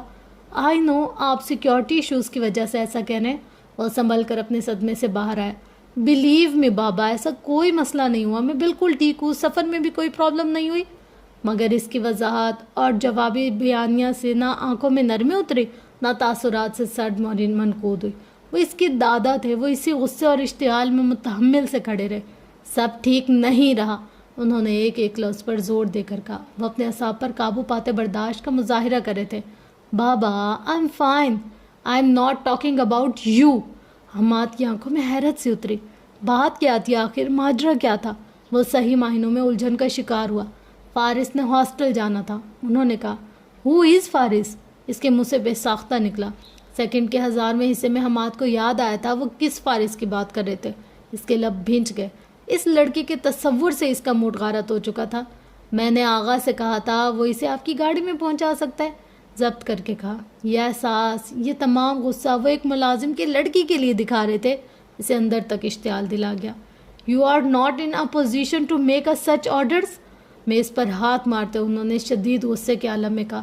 حماد اپنی جگہ تھم گیا تھا۔ Do you have any idea? یعنی تمہیں اندازہ ہے کہ تم نے کیا کیا؟ بابا، you should have follow my orders, متحمل اعصاب کے ساتھ انہوں نے کہا۔ یہ پاکستان ہے، امریکہ نہیں ہے کہ تم اپنی مرضی سے باہر آ جا سکو۔ تم اچھی طرح سے جانتے ہو you have security issues here, اسی لیے میں نے تمہیں 1 ہفتے تک وہاں رکنے کا کہا تھا۔ I made it clear to you کہ خطرہ ہے۔ حماد لب بھینچے خاموش کھڑا رہا۔ اس کے باوجود تم نے رسک لیا۔ اس کی پیشانی پر شکریں ابھر آئیں، آنکھوں میں خفگی کا تاثر تھا۔ بابا، سب ٹھیک تو ہے، میں کسی خطرے میں نہیں آیا۔ The boy is in danger because of you, تمہاری وجہ سے وہ لڑکا خطرے میں۔ انہوں نے جس لہجے میں کہا، حماد اپنی جگہ ٹھہر گیا۔ وہ اس گاڑی میں تھا جس گاڑی میں ان کا خیال تھا کہ تم ہو سکتے ہو۔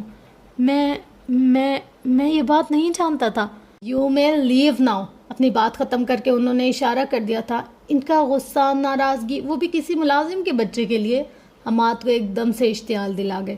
تاہم وہ خود پر قابو پائے رہا۔ بابا I'm sorry، اس کے لب ہلے۔ تم جا سکتے ہو۔ اپنی بات دہرا کر انہوں نے اپنا رخ دیوار گیر کھڑکی کی طرف کر لیا۔ اسے ان کا آفس چھوڑ کر باہر آنا پڑا۔ بند دروازوں کے اس طرف وہ کچھ دیر تک مٹھیا سختی سے پیچھے کھڑا رہا۔ چہرے پر سرخی آ گئی تھی، آنکھوں میں غصہ نظر آ رہا تھا۔ زندگی میں پہلی بار اعظم شیرازی نے اس پر آواز بلند کی تھی، وہ بھی کسی کے لیے، ایک ملازم کے لڑکے کے لیے۔ اس نے صدر دروازے سے کسی کو آتے اور پھر دستک دے کر اسٹڈی روم میں داخل ہوتے دیکھا۔ ٹو ہیل وتھ فارس، بڑبڑاتے ہوئے سیڑھیاں چڑھتا کمرے میں بند ہو گیا۔ علیزے نے صوفے سے گردن موڑ کر اسے دیکھا، پھر ببل کا غبارہ پھوڑتی دوبارہ میگزین کے صفحے پر جھک گئی۔ کینچی سے کتر وہ پھر سے کچھ تصویریں کاٹنے لگی۔ ڈاکٹر مصطفیٰ پھٹی پھٹی آنکھوں سے مدحت کو دیکھ رہے تھے۔ سماعت پر یقین نہیں آیا تھا۔ شوق اور صدمے کی کیفیت میں انہوں نے بے اختیار دیوار کا سہارا لیا تھا۔ 2 روز پہلے وہ فارس کی کال کی بابت استفسار کرنے آئے تھے، مگر مدحت کو اس حوالے سے کچھ علم نہ تھا۔ پھر وہ اس کے ہاسٹل گئے تھے۔ واپسی پر آغا علی سے رابطے کی بھی کوشش کی تھی۔ اعظم شیرازی سے بھی بات کرنا چاہی تھی، مگر وہ کامیاب نہیں ہو سکے تھے۔ اور اب پورے 3 دن بعد مدحت انہیں ایک اندوہناک خبر سے آگاہ کر رہی تھی۔ وہ انہیں فارس وجدان کی وفات کے بارے میں بتا رہی تھی۔ حادثہ چند روز پہلے پیش آیا تھا۔ فارس کو 2 گولیاں لگی تھی۔ ہاسپٹل پہنچنے تک وہ دم توڑ گیا تھا۔ وہ گونگ ہو گئے تھے، کچھ دیر تک کچھ کہہ بھی نہ سکے۔ ایسا کیسے ہو سکتا تھا؟ بے اختیار دیوار کا سہارا لیتے آگے بڑھے تھے۔ ٹانگیں وزن اٹھانے سے قاصر ہوئیں تو سیڑھیوں پر بیٹھ گئے۔ ان کی نماکوں میں صدمہ اور بے یقینی تھی۔ یہ کیا ہو گیا تھا؟ کیسے ہو گیا تھا؟ ابھی ہفتہ پہلے وہ ان سے مل کر گیا تھا۔ ویکینڈ پر ملنے کا پروگرام طے کیا تھا۔ وہ بہت خوش تھا۔ وہ ان سے جنت کی بات کر رہا تھا۔ وہ چھٹیوں میں شیرازی مینشن آنے والا تھا۔ اب اچانک یہ کیا ہوا تھا؟ وہ اتنے صبر اور ہمت والا بچہ، پے در پہ کئی مصیبتوں، کئی آزمائشوں سے الجھتا ہوا، ان کا پیارا دوست، ان کا پیارا ساتھی، یہ اس کے ساتھ کیا ہو گیا تھا؟ انہیں اپنا سر ہتھیلیوں میں گرتا ہوا محسوس ہوا۔ کئی لمحے، باتیں اور وعدے انہیں یاد آ گئیں۔ دیکھنا، ایک دن سارے مسئلے حل ہو جائیں گے، انہوں نے خود کو کہتے سنا تھا۔ زندگی ٹھیک ہو جائے گی، حالات ٹھیک ہو جائیں گے، وہ کہہ رہے تھے، وہ خود کو سن رہے تھے۔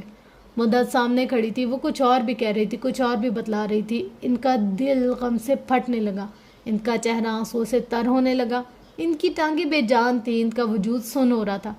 کیسے ٹھیک ہوگا سب؟ وہ ان کے سامنے آنکھوں میں آنکھیں ڈالے کھڑا تھا۔ جانتے تھے اشارہ کس طرف تھا۔ اس کے دادا، والد اور ماں۔ وہ ان رشتوں سے محروم تھا، اپنی شناخت سے محروم تھا، اپنے حق سے، اپنی پہچان سے محروم تھا۔ وہ لاجواب تھے، لاجواب رہے۔ ہوا پتوں سے سرسرا کر گزری، آسمان تاریکی میں کچھ اور اضافہ کر گیا، بادلوں کی اوٹ میں چاند مدھم ہو گیا۔ انہوں نے اس کے سر پر ہاتھ پھیرا تھا۔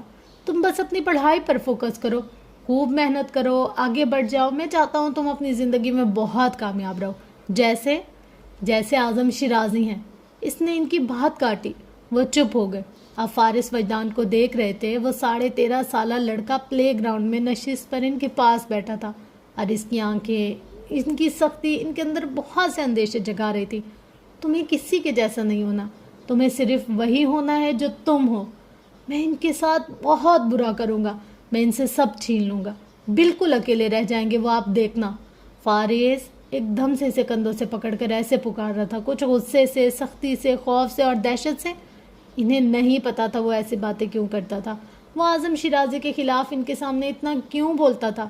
وہ نہیں جانتے تھے اعظم شیرازی اس سے ملنے آتے تھے، وہ ان کی ہر ملاقات کے بعد ایسے ہی ہو جایا کرتا تھا۔ صبر اور برداشت کے لیے صرف میں رہ گیا ہوں۔ مدت آنسو پہنچتے بھرائی ہوئی آواز میں حادثے کی تمام تر تفاصیل ان کے گوش گزار کر رہی تھی۔ کار ایکسیڈنٹ کے بعد وہ اغوا ہوا تھا، 5 دن تک اغوا رہا، پھر اس نے فرار کی کوشش کی، اور آغا علی قدرے فاصلے پر سر جھکائے رخ بدل گیا۔ وہ اٹھ گئے تھے، شکست خوردہ سے قدم اٹھاتے عقبی دروازے سے باغ کا رخ کر چکے تھے۔ مدت نے انہیں روکنا چاہا، مگر آغا علی نے منع کر دیا۔ وہ نیم اندھیرے میں چلتے چلتے اچانک رک گئے تھے۔ وہ اس درخت کے سامنے تھے جس پر وہ غصے سے لکیریں کھینچا کرتا تھا، پھول توڑ کر، نوٹ کھسوٹ کر پھینکا کرتا تھا۔ وہ گھٹنوں کے بل جھک گئے، ضبط مکمل ختم ہو گیا۔ وہ سسک پڑے۔ ایک وعدہ مجھ سے بھی کرو۔ آپ کے وعدے بہت مشکل ہوتے ہیں۔ وہ بگڑے تیوروں کے ساتھ کھڑکی میں ایک ٹانگ باہر اور ایک اندر کیے بیٹھا کافی غصے میں کہہ رہا تھا۔ اپنے سے بڑی عمر کے لڑکوں سے الجھ بیٹھا تھا جس کے نشان گال اور ہونٹوں پر نظر آ رہے تھے۔ وعدہ کرو کہ نہ خود کو نقصان پہنچاؤ گے اور نہ کسی اور کو، بھلے سے اگلا انسان مجھے مار ہی ڈالے، غصے سے پوچھا، اور وہ پھوٹ پھوٹ کر رو دیے۔ انہیں نہیں پتا تھا گزشتہ 5 دن اس نے کس اذیت میں گزارے تھے، تنہا، اکیلے، جانے اس پر کیا بیتی ہوگی۔ وہ پہلے سے بہت دکھی تھا، نا امید اور مایوس تھا، پریشان تھا، اپنی زندگی سے ناخوش تھا۔ ان سب سے گزرنے کے بعد وہ کیسے رہا ہوگا؟ انہیں اس کی آخری کال یاد آئی، مدد کے لیے اس نے انہیں پکارا تھا۔ وہ اس کے لیے کچھ بھی نہیں کر سکے تھے، کچھ بھی نہیں۔ فارس کو چوٹ لگی ہے بابا، وہ بہت رو رہا تھا۔ جنت گزشتہ 3 دنوں سے ان کا سر کھا رہی تھی، بار بار ایک ہی بات۔ انہوں نے مٹھی ہاتھوں میں بھر لی۔ اسے 2 گولیاں لگی تھیں، اس کا خون بہہ گیا تھا، ہاسپٹل پہنچنے تک اس کی ڈیتھ ہو گئی۔ مدت کے الفاظ ان کا دل چیر رہے تھے۔ دیکھنا سب ٹھیک ہو جائے گا، وہ کہا کرتے تھے، بار بار کہا کرتے تھے۔ تمہیں بہت خوشیاں ملیں گی، انعام ملے گا، کامیابی ملے گی، اور جنہوں نے تمہیں چھوڑ دیا وہ ایک دن تمہارے پاس آئیں گے، تمہیں ڈھونڈتے ہوئے، تمہیں چاہتے ہوئے۔ ان کا سر جھک گیا تھا، ان کی اذیت بڑھ گئی تھی۔ وہ ساری باتیں، امید، خواب، دلاسے، تسلیاں ہی رہ گئی تھیں۔ وہ کچھ بھی لیے بغیر چلا گیا تھا۔ اس نے وقت کا انتظار نہیں کیا تھا، زندگی نے ایسی کوئی مہلت بھی نہیں دی تھی۔ اس رات انہیں گھر پہنچتے کافی وقت لگ گیا۔ جنت ان کے انتظار میں زبردستی جاگتی پھر رہی تھی۔ اسے تو یہ جاننا تھا کہ فارس کو جو چوٹ لگی تھی اور جس کی وجہ سے وہ فون پر رو رہا تھا، وہ چوٹ ٹھیک ہوئی یا نہیں، اس کا درد ختم ہوا یا نہیں۔ اپنے بابا کو گھر میں داخل ہوتا دیکھ کر وہ سرپٹ بھاگے۔ خیال تھا اس کا دوست فارس بھی ساتھ ہوگا، مگر وہ اکیلے تھے۔ نڈھال سے صوفے پر بیٹھ گئے، ان کا چہرہ اور آنکھیں سرخ تھی۔ وہ ایک دم سے بہت کمزور اور دکھی نظر آ رہے تھے۔ وہ ان کے پاس آ گئی، کچھ پریشان ہو کر انہیں پکارنے لگی، اور جیسے اس کی عادت تھی اپنے دونوں ہاتھ گھٹنوں پر رکھے گردن موڑ کر جھکاتے ہوئے انہیں دیکھنے لگی کہ بابا کو کیا ہوا ہے؟ فارس ٹھیک ہے نا بابا؟ وہ آنکھوں میں آنسو لیے، سسکیاں دبائے، لب بھینچے اسے ہی دیکھتے رہے۔ پھر کس قدر کوشش سے اس بات میں سر ہلایا۔ وہ اب رو تو نہیں رہا تھا؟ اس نے پوچھا، فکر مندی سے، پریشانی سے، بڑوں کے سے انداز اور سمجھداری سے۔ وہ اپنی جنہ کو دیکھ کر رہ گئے۔ وہ اتنا اس کے ساتھ اٹیچ کیسے ہو گئی تھی؟ وہ جس سے راج مینشن گئے تھے، وہ تب سے اس کے لیے بے چین تھی اور فکر مند ہو رہی تھی۔ وہ اسے تلاش کرتی رہی تھی، ہاسٹل جانے پر اکساتی رہی تھی، شیرازی مینشن میں خط پہنچاتی رہی تھی۔ ایسا برتاؤ اس نے پہلے کبھی کسی کے لیے نہیں کیا تھا، ایسی فکر اس نے پہلے کبھی کسی کے لیے نہیں دکھائی تھی۔ انہوں نے نفی میں سر کو جنبش دی کہ ہاں، اس کا دوست فارس اب رو نہیں رہا۔ پھر سلیم کو اشارہ کیا کہ وہ اسے لے جائے۔ مزید کوئی بھی سوال سننے کی ان میں ہمت نہیں تھی۔ ڈاکٹر صاحب، سب ٹھیک ہے؟ خیریت تو ہے؟ بوا پوچھنے لگی۔ سلیم پریشان ہو کر دیکھ رہا تھا۔ جنت ان کا گھٹنا ہلا رہی تھی، وہ اپنی بات کر رہی تھی۔ ہم اسے گھر لے آئیں گے بابا، اس کو چوٹ لگی ہے، وہ ٹھیک ہو جائے گا تو پھر ہم اسے اسکول چھوڑ آئیں گے۔ سلیم، ان کی آواز بھر آئی تو وہ جنت کا بازو پکڑ کر کھینچتے ہوئے سیڑھیوں کی طرف لے جانے لگا۔ ڈاکٹر مصطفیٰ نے اپنا سر ہتھیلیوں پر گرا لیا تھا۔ بوا کا دائنا ہاتھ بے ساختہ دل پر آن ٹھہرا۔ فارس وجدان کی موت کی خبر ان کے لیے بھی کسی صدمے سے کم نہ تھی۔ پورے 3 سال بعد جمیلہ داؤد امریکہ سے واپس پاکستان آ گئی تھی۔ شادی اٹینڈ کرنے کے بعد کچھ عزیز و اقارب کی دعوت سے فارغ ہو کر انہوں نے کوئٹہ جانے کا فیصلہ کر لیا تھا۔ اس کے لیے انہیں صرف اور صرف اعظم شیرازی کی اجازت درکار تھی، مگر وہ دیکھ رہی تھی کہ اعظم شیرازی پہلے کی طرح بات نہیں کر رہے تھے۔ وہ اپنے کاروباری معاملات میں اس قدر مصروف تھے کہ گھر بھی تاخیر سے آنے لگے تھے۔ انہیں ان کے رویے اور روٹین کا یہ بدلاؤ عجیب سا لگا تھا کہ وہ تو ہمیشہ اپنی فیملی کو فوقیت دیتے تھے۔ خصوصاً حماد جب بھی چھٹیوں میں پاکستان آتا تو وہ زیادہ سے زیادہ وقت اس کے ساتھ گزارتے۔ شیرازی ہاؤس میں گزارے گئے ان چند دنوں میں انہوں نے حماد شیرازی کے رویے میں خاطر خواہ تبدیلی محسوس کی تھی۔ دونوں دادا پوتا کے درمیان کھانے کی میز پر اب کوئی بھی بات نہیں ہوتی تھی۔ جیسی دونوں کی مثالی دوستی اور محبت تھی، اس لحاظ سے یہ پراسرار سے خاموشی نے بے تناہ سے کٹ کی تھی۔ حماد بہت خاموش، کچھ حد تک اکھڑا سا تھا اور بات بے بات ملازموں پر مشتعل ہونے لگتا تھا۔ کمرے سے کم نکلتا اور اعظم شیرازی کو تو جیسے اپنے مصروف شیڈول سے فرصت ہی نہیں تھی۔ وہ حیران ہوئی تھی کہ ایسا خلا ان کے ماں بہن کیسے آ گیا۔ انہوں نے علیزے سے پوچھا تو وہ محض کندھے اچکا کر رہ گئی، لیکن اس نے یہ ضرور بتایا کہ اعظم شیرازی نے ایک بار حماد کو اسٹڈی میں بلا کر ڈانٹا تھا۔ آواز باہر تک آ رہی تھی، تاہم مسئلہ کیا تھا وہ یہ نہیں سمجھ پائی۔ کچھ تو ہوا تھا یقیناً۔ جمیلہ کھٹک گئی۔ ان کی چھٹیس بتا رہی تھی کہ کوئی مسئلہ تھا۔ اس رات کھانے کے بعد وہ حماد کے کمرے میں گئیں اور پاس بیٹھ کر اس کے رویے کے بارے میں استفسار کیا۔ وہ جاننا چاہتی تھی کہ ان کے بیٹے سے ایسی کون سی غلطی سرزد ہوئی ہے جس کے باعث اس کے بے انتہا محبت کرنے والے دادا اسے اوائڈ کر رہے ہیں۔ حماد جو گزشتہ 2 ہفتے سے اپنے دادا کی سختی اور بے پرواہی کو جھیل رہا تھا، جذبات پر قابو نہ پا سکا۔ غصے سے من سب سنا دیا۔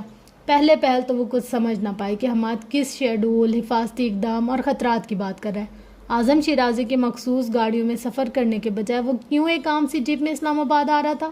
ایسا کون سا خطرہ تھا جو درپیش تھا؟ ایسی کون سی پلاننگ تھی جو ترتیب دی گئی تھی؟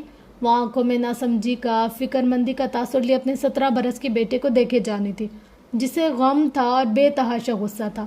اس کے دادا ایک چھوٹی سی غلطی پر برہم ہو گئے تھے، ایک ملازم کی لڑکی کی وجہ سے بات نہیں کر رہے تھے، اس کی معذرت قبول نہیں کر رہے تھے۔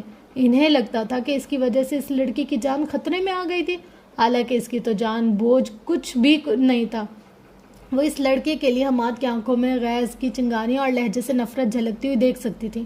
میں نے آغا علی سے صرف اتنا کہا کہ وہ اسے بابا کی گاڑی میں ہاسٹل ڈراپ کر دیں، and believe me mummy, I don't know کہ یہ سب ہوگا۔ جمیلہ داؤد کے سر پر جیسے پہاڑ ٹوٹ کر گرا تھا۔ شیرازی مینشن سے ہاسٹل میں صرف ایک ہی لڑکا جاتا تھا، شیرازی خاندان کی کفالت میں صرف ایک ہی لڑکا پلتا تھا۔ وہ ایک دم سے اپنی جگہ سے اٹھ کھڑی ہوئی، تاثرات بدل گئے، رنگ اڑ گیا۔ انہیں اب سمجھ میں آیا تھا وہ کس لڑکے کی بات کر رہا تھا۔ حماد نے کچھ حیرت سے اپنی ممی کو دیکھا تھا۔ اسے اب بھی جیسے احساس ہوا تھا کہ وہ لڑکا اس کی ممی کے لیے کتنا اہم رہا تھا۔ بہت سی باتیں اشتعال اور غصے میں نظر انداز ہو جاتی تھی۔ اس کے ساتھ بھی یہی ہوا۔ وہ معاف ہوتے دماغ کے ساتھ حماد کے کمرے سے باہر آ گئی۔ وہ ہر طرح کے وہموں اور خیالات کو جھٹکتے عجلت میں قدم اٹھاتی دروازہ دھکیل کر اعظم شیرازی کی اسٹڈی میں داخل ہوئی تھی۔ آنکھوں میں ہراس ٹھہرا تھا، چہرے پر فکر مندی کے آثار تھے۔ حماد کے لیے وہ چھوٹی بات تھی، ایک شکوہ تھا جو اس نے بے تحاشا محبت کرتے دادا کے رویے پر کیا تھا۔ انجانے میں وہ اس واقعے کا تذکرہ کر گیا تھا، کچھ غصے اور برہمی سے انہیں سب بتا گیا تھا۔ حماد اس پر حملہ ہونا کسی اور پر ہو گیا تھا، ٹارگٹ وہ تھا اور قبضے میں کوئی اور آ گیا تھا، اور اعظم شیرازی نے اس بات پر اسے بہت بری طرح ڈانٹا تھا۔ اعظم شیرازی ان کے تاثرات دیکھ کر اپنی جگہ رک گئے۔ فارس کہاں ہے بابا؟ کیسا ہے وہ؟ کیا ہوا ہے فارس کے ساتھ؟ ایک ہی سانس میں کچھ فکر مندی اور وحشت سے انہوں نے سوال کر ڈالے۔ اعظم شیرازی اپنی جگہ کھڑے رہ گئے۔ جس بات کو وہ پوشیدہ رکھنا چاہتے تھے وہ پوشیدہ نہیں رہی تھی۔ توقع نہ تھی کہ حماد اپنی غلطی کا ذکر اس طرح اپنی ماں سے کر ڈالے گا، کہ ایسی باتیں بہت سی تھیں، بہت سے معاملات تھے جو وہ دونوں اپنی ذات تک محدود رکھا کرتے تھے۔ وہ حماد کے ساتھ دوستوں کی طرح رہتے تھے، اس کی بہت سی غلطیوں پر پردہ رکھتے تھے، بہت سی کوتاہیوں پر پردہ ڈالتے تھے۔ بابا، فارس کہاں ہے؟ مجھے بتائیں کہاں ہے وہ ایک دم سے چیخی تھی۔ ان کا سکون مٹ چکا تھا۔ فارس اغوا ہوا تھا، اس خیال سے ان کی جان نکل رہی تھی۔ وہ زندہ تھا یا نہیں، اس سوال سے حواس مختل ہو رہے تھے۔ جمیلہ، انہوں نے سختی سے نام لیتے اسے بازو سے پکڑ کر روکا۔ وہ آنکھوں میں درد کی نمی لیے کھڑی رہ گئی۔ بابا پلیز بتائیں فارس کہاں ہے، کیا ہوا ہے اس کے ساتھ؟ انہوں نے روتے ہوئے پوچھا۔ ہی از فائن، وہ محض اتنا ہی کہہ سکے تھے۔ بات مختصر کر کے ختم کرنا چاہتے تھے۔ جو کچھ ہوا تھا حماد کی غلطی سے ہوا تھا، بہت اچانک اور بغیر کسی مقصد کے ہوا تھا۔ وہ جمیلہ داؤد کو ایک بار پھر سے فارس وجدان کے ہر معاملے سے دور رکھنا چاہتے تھے، مگر جمیلہ داؤد نے انہیں ایسا کرنے نہیں دیا۔ مجھے فارس کے پاس جانا ہے، ابھی کے ابھی، اسی وقت، روتے ہوئے ہاتھ جوڑ کر منت کی۔ پلیز بابا۔ ان کی بے قراری اور بے تابی، ان کی تڑپ، ان کا خوف اور دہشت، وہ اپنا لہجہ اس پر سخت نہیں کر سکے تھے، کوئی حکم نہیں جما سکے تھے، ان کا مطالبہ بھی رد نہیں کر سکے تھے۔ اعظم شیرازی پہلی بار جمیلہ داؤد کو انکار نہیں کر سکے تھے۔ اوئے ہوئے ہوئے فرینڈس، یہ تھی آج کی ایپیسوڈ، اور آپ لوگ اب بتائیے گا کہ آپ کو کیسی لگی۔ یار میں نے 1 گھنٹے کی ایپیسوڈ ہوتی ہے جس کو ریکارڈ کرنے کے لیے ہمیں کم سے کم بھی 2 سے 2.5 گھنٹے لگتے ہیں، کیونکہ کچھ اس میں بریکس لینے پڑتے ہیں۔ اگر کہیں کوئی ورڈ فمبل ہو جائے، کچھ ایسا ہو جائے کہ ہمیں لگے کہ نہیں یہ ہم لوگوں نے صحیح سے پروناؤنس نہیں کیا، یا اگر کچھ بھول گئے ہیں یا اپنی طرف سے ایگزیجریٹ کر دیے چیزیں، تو پھر ان کو دوبارہ سے ری ٹیک کرنے پڑتے ہیں۔ پھر بھی کرتے کراتے میں نے جو مطلب لاسٹ ٹائم اس کی ایپیسوڈ 19 میں نے ریکارڈ کی تھی نا، اتنی کوئی بری ریکارڈ کی تھی نا، مجھے بار بار اس میں نیند آ رہی تھی۔ ظاہر ہے پوری رات جاگ کر ریکارڈ کرنا آسان نہیں ہوتا، تو میں جیسے ہی ریکارڈ کر رہی تھی بار بار میری آنکھیں بند ہو رہی تھی، اور کچھ ورڈ نا ایسے تھے کہ مجھے اس وقت خود بھی سمجھ میں نہیں آئے۔ اور اب جب میں نے اس کو دوبارہ پڑھا نا، پھر میں یہی کہہ رہی تھی، دل میں سوچ رہی تھی مطلب کہ اللہ جو بھی کرتا ہے نا اچھے کے لیے کرتا ہے. وقتی طور پر ہم انسان ایسے سمجھتے ہیں فلاں چیز ہم سے چھن گئی ہے، یا فلاں ہمارا لاس ہو گیا، یا فلاں ہمارے لیے برا ہو گیا، پر اللہ کا یہ قانون ہے، اللہ اگر ایک چیز لیتا ہے نا تو اس کے ریٹرن میں ہمیں ڈبل بہترین اچھی چیز دیتا ہے. میں پورا دن اس چیز پر کرتی رہی کہ یار میں نے اتنی محنت لگا کر ایک ایپیسوڈ ریکارڈ کی، اور اس کو میں نے اتنی محنت سے پڑھا، سب کچھ کیا، مجھ سے ڈیلیٹ ہو گئی یہ وہ. اتنا برا میرا دل ہو رہا تھا نا کہ یار میری سارا جاگنا ضائع گیا، میری نیند خراب ہوئی، وہ ضائع ہو گئی، اور اس کے بعد پھر ایپیسوڈ بھی نہیں بچی. لیکن جب اب میں یہ پڑھ رہی تھی نا تو میں دل میں اللہ تعالیٰ سے شرمندہ بھی ہو رہی تھی اور ساتھ ساتھ شکر بھی ادا کر رہی تھی. ہم انسان ہیں نا، ہماری سوچ چنی سی چھوٹی سی مختصر سی ہے، ہم اپنی سوچ کے اکارڈنگ سوچتے ہیں، اور اللہ کا تو ہم سوچ ہی نہیں سکتے. اللہ کی سوچ کے حوالے سے ہمارا کوئی وہ نہیں ہے کہ ہم کہیں اتنی ہے اتنی اتنی، وہ تو لامحدود ہے، مطلب اس کی تو کوئی انتہا ہی نہیں ہے، اس کے فیصلوں کی، اس کی مصلحت کی. اب ہو سکتا ہے کہ اگر وہ ایپیسوڈ ہوتی میرے پاس ریکارڈ اور میں یہ دوبارہ سے ریکارڈ نہ کرتی تو آپ لوگ اس کو اتنا پسند ہی نہ کرتے. یار اتنا میں آج اپنے اللہ سے شرمندہ ہوں کہ یار ہم کتنی، یہ صرف ایک ایپیسوڈ کی بات نہیں ہے، اوور آل لائف کی بات ہے. کوئی چیز ہم سے چلی جاتی ہے نا، ہم بار بار اس کے لیے کڑتے رہتے ہیں، یہ کیوں گئی، یہ کیوں نہیں ملی، یہ کیوں ایسے ہوا. ہم نہیں سمجھ سکتے اس میں اللہ کی کیا مصلحت ہے، اللہ کا کیا راز ہے، اللہ کی کیا مطلب عطا ہے، دین. ہم کچھ نہیں سمجھ سکتے، ہم بس وقتی طور پر دیکھتے کہ یار یہ نقصان ہو گیا. وہ بندہ تمہارے اس نقصان کے پیچھے اللہ تعالیٰ نے تمہیں کتنی بڑی بربادی تباہی سے بچا لیا ہے، اس کا تو تم اندازہ ہی نہیں کر سکتے. تو آج کے ایپیسوڈ بہت اچھی ریکارڈ ہوئی سیکنڈ ٹائم، اور میں شکر کرتی ہوں کہ اللہ نے اس وقت وہ مجھ سے ڈیلیٹ کروا دی، کیونکہ جب میں خود پڑھ رہی تھی نا تب بھی مجھے یہ ریئلائز ہو رہا تھا کہ یار نہیں یہ اچھی نہیں ریکارڈ ہو رہی.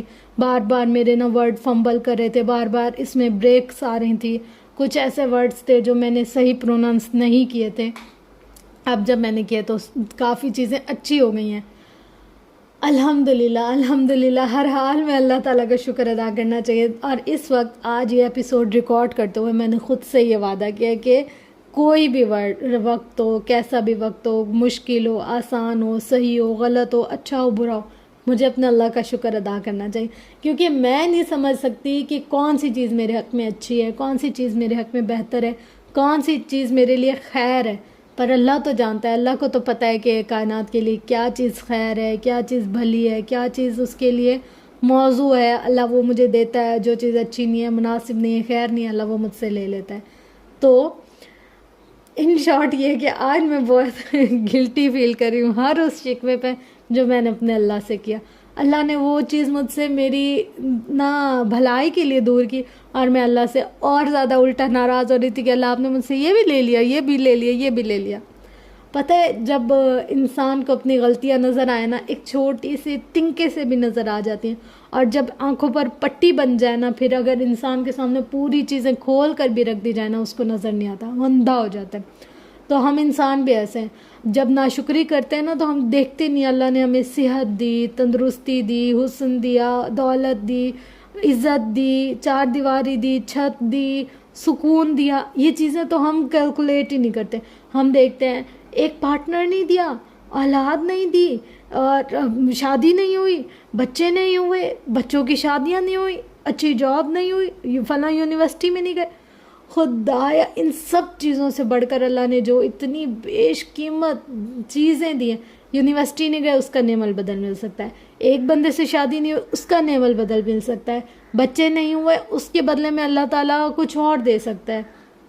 پر آنکھ چلی گئی اس کا نعم البدل کوئی نہیں ہے، دل چلا گیا اس کا نعم البدل کوئی نہیں ہے، سب سے بڑھ کر سانس چلی گئی اس کا تو نعم البدل کوئی ہے ہی نہیں نا. ہماری جو خواہشات ہیں ہمیں ان کا آلٹرنیٹیو مل جاتا ہے، پر جو اللہ کی عطا ہے نا اس کا آلٹرنیٹیو کوئی نہیں ملتا. قدرت ہے نا، ایک مطلب نارمل سی مثال لیتے ہیں. آج میں خود کے لیے بہت مطلب اپنا احتساب کر رہی تھی دل میں بیٹھ کر. میں ایک قدرت ہے نا، ایک آم ہے، اس کو قدرتی طریقے سے پھل پر پکنے دیا جائے، اور ایک آم ہے اس کو توڑ کر آرٹیفیشل طریقے سے اس کو پکایا جائے. دونوں کے ٹیسٹ میں بہت فرق ہوتا ہے. ہم صرف اس کو پکانے کے پروسیس میں اس کی ساری وہ جو ٹیسٹ ہوتا ہے نا اس کو کھو دیتے ہیں. تو آپ سوچیں کہ ہم کون ہوتے ہیں, ہم ہیں کیا, ہماری اوقات کیا کہ ہم اللہ سے کہیں اللہ یہ چیز ہم سے کیوں چھین لی, یہ چیز ہمیں کیوں نہیں دی. ہم تو جانتے ہی نہیں ہیں یار, اس لینے میں بھی ہمارے لیے خیر ہے, اس چھین جانے میں بھی ہمارے لیے خیر ہے, اس نہ ملنے میں بھی ہمارے لیے خیر ہے. مجھے نا بہت لوگ کہتے ہیں آپ کو 2 سال ہو گئے آپ ایفرٹ کر رہی ہیں, آپ کو 4 سال ہو گئے آپ دن رات جاگ رہی ہیں, ریکارڈ کر رہی ہیں, پڑھ رہی ہیں, کانٹینٹ ڈھونڈ رہی ہیں, ایک سے پرمیشنس لے رہی ہیں کہ یار مجھے یہ پڑھنا ہے, مجھے یہ الاؤ کر دو, مجھے وہ کر دو. آپ کو کچھ ارن تو نہیں ہو رہا, پر میں یہ سوچتی ہوں ہم لوگوں نے کسی نے بھی اس دنیا میں نہیں رہنا, پر یہ جو کانٹینٹ ہوتا ہے نا ہمیں نہیں پتا. آج ہم ریکارڈ کر رہے ہیں, اپلوڈ کر رہے ہیں, آج سے 10 سال بعد بھی کوئی ہماری ویڈیو اٹھا کر دیکھ سکتا ہے, آج سے 50 سال بعد تک کیا پتا یوٹیوب ہو, ایپ ہو. گوگل کو تو کافی عرصہ ہو گیا, آلموسٹ 20-25 سال سے زیادہ ہو گئے, تو ہے نا وہ. اگر کسی ایک سنگل بندے نے میری سن لی, کسی ایک سنگل بندے کی زندگی میں ایک سنگل پوائنٹ کا بھی چینج آ گیا نا, میں کہتی ہوں کہ اللہ نے اگر مجھے اس کام کے لیے بھی چن لیا, دولت پیسہ یہ سب معنی نہیں رکھتا. آخر میں کیا کام آتا ہے ہمارے اعمال. اب میں کوشش کرتی ہوں کہ اگر کوئی ایسا ناول ہو جو ولگر ہو, جس میں رومانٹک سین ہو, ان کو اوائڈ کروں, وہ پڑھوں ہی نہ. اور اگر کچھ اس طریقے کے سین ہوتے بھی ہیں تو ان کو سکپ کر دیتی ہوں, اور پھر میں چن کے ایسے رائٹرز سے کانٹیکٹ کرتی ہوں, ایسے لوگوں سے بات چیت کرتی ہوں جو اسلامک کانٹینٹ پر بات کریں, جو اسلامک وے سے ہماری لائف کو چینج کریں. دیکھیں ناول تو بہت سارے ہیں, عشق معشوقی والے بھی ہوتے ہیں, ولگر بھی ہوتے ہیں, سب کچھ, پر میری جو فرسٹ پیریورٹی ہوتی ہے نا, میں اسپریچول قسم کے ناولز دیکھوں اور اس طریقے کے ناولز دیکھوں جو ہماری لائف کو چینج کریں, جو ہمیں بتائیں کہ یار مشکلات بھی آتی ہے زندگی میں اور آسانیاں بھی آتی ہیں. جو رب مشکلات دے سکتا ہے وہ آسانیاں بھی دے سکتا ہے, جو رات دکھا سکتا ہے وہ دن بھی دکھا سکتا ہے, جو بھوکا رکھ سکتا ہے وہ پیٹ بھر کر کھلانا بھی جانتا ہے. تو توکل آپ لوگوں کا مزید بڑھے, آپ لوگوں کو مزید, یعنی کہ اگر کوئی ٹینشن ہے بھی زندگی میں, کوئی پریشانی, کوئی مشکل وقت ہے بھی زندگی میں, تو کبھی کبھی کسی کا ایک لفظ ہوتا ہے وہ ہمیں ہیل کر دیتا ہے, کسی کا ایک پوائنٹ ہوتا ہے جو ہمیں اس مشکل سے کھینچ کر باہر نکال دیتا ہے. جیسے کہ میرے لیے میں پورا دن کل کا کڑتی رہی, حالانکہ وہ میرے لیے خیر تھی, حالانکہ وہ میرے لیے اچھا تھا, بہت سے بھی زیادہ اچھا تھا. مجھے نہیں پتا میں یہ اپلوڈ کروں گی وائرل ہو جائے گا نہیں ہوگا, کچھ نہیں پتا تھا, پر ہم شکر کرتے ہی نہیں ہے نا. مطلب ہم لوگ وہ نعمت دیکھتے ہی نہیں ہے جو اللہ نے ہمیں بن مانگے عطا کی. جو مانگ رہے نہیں ملی اس پہ بس کوڑنا ہے ہم نے. بہت غلط بات ہے یہ. سب سے پہلے میں اپنے لیے یہ ورڈ بولوں گی کہ میں بہت ناشکری ہوں. اللہ کی جو عطا ہے وہ نہیں دیکھتی, جو نہیں دیا وہ دیکھتی رہتی ہوں. اس کے علاوہ فرینڈس آپ لوگ اپنا فیڈ بیک دیں گے کہ آپ لوگ کو کس طرح سے لگتا ہے میرا پڑھنے کا اسٹائل, شیئر کرنے کا اسٹائل. کیا آپ لوگ کو مزہ آتا ہے سن کے, نہیں آتا, اچھا لگتا ہے, نہیں لگتا. جو بھی بات ہے وہ آپ لوگ بتائیں گے تاکہ مجھے پتہ چلے کہ میں جو ایفرٹس کر رہی ہوں اس کا کچھ آؤٹ پٹ ہے بھی یا نہیں. اب تک مجھے جو سب سے اچھا رسپانس آیا نا وہ آیا میں انمول پہ.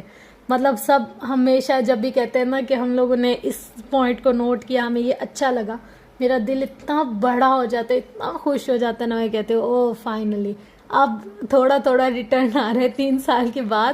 بس یہ ہے کہ الحمدللہ آپ تو بس ہر بات پہ الحمدللہ شکر.